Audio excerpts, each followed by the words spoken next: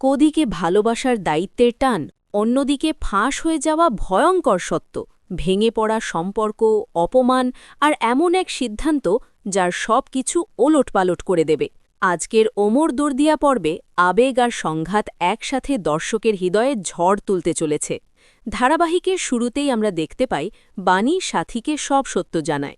বাণী বলে, অন্তরা নিজেই আপনাকে ফোন করেছিল, সেই অন্তরাকেই আপনি নিজের মেয়ের মতো ভেবে হাতে থাকা বালা খুলে আশীর্বাদ করেছিলেন। এই কথা শুনে সাথী স্তব্ধ হয়ে যায়, চোখে জমে ওঠে না বলা কষ্ট। অন্যদিকে আর্যর বৌভাতের অনুষ্ঠানে হঠাৎ করেই হাজির হয় সাথী। সাথী অন্তরাকে উদ্দেশ্য করে বলে, তুমি কি ভেবেছিলে তোমার বৌভাতে আমি আসব না? এই কথা শুনেই অন্তরা সাথীকে শক্ত করে জড়িয়ে ধরে কান্নায় ভেঙে পারে এবং বলে, সরি মা। সাথী আবেগ ভরা গলায় বলে, মা কখনো মেয়ের কাছে ক্ষমা চায় না। এর উত্তরে অন্তরা চোখের জল মুছতে মুছতে বলে, তাহলে মেয়েও কখনো মাকে আন্টি বলে না। আজ থেকে আমি আপনাকে তানিয়ার মতো মিষ্টি মা বলে ডাকব।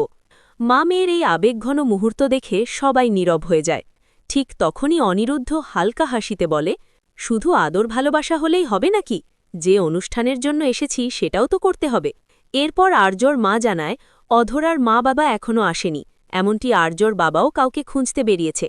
তিনি বলেন একটু পায়েস বসিয়ে আসবেন। সঙ্গে সঙ্গে বাণী বলে, এখন রান্নার দরকার নেই আন্টি, আমি সব খাবার রান্না করে এনেছি, আপনি শুধু সুন্দর করে সাজিয়ে দিন।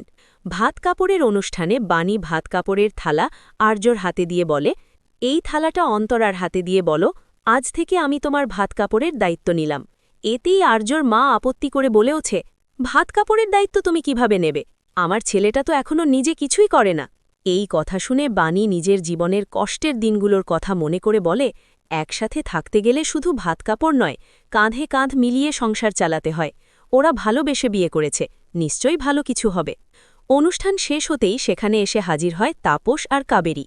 বাণীকে দেখেই তাপস রেগে গিয়ে বলে, আমি জানতাম এই মেয়েটা এখানেই থাকবে, তাই থাক এই মেয়েটাই, আমি এখানে থাকব না।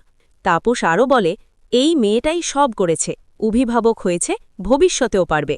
এই অপমান আর সহ্য করতে না পেরে অনিরুদ্ধ তাপসকে স্পষ্ট ভাষায় বলে, তুমি যেভাবে বাণীকে অপমান করছো এটা একদম ঠিক না। আমি তোমার অবৈধ সংসারের কথা অনেক আগেই জানতাম, শুধু মায়ের জন্য চুপ ছিলাম। অনিরুদ্ধ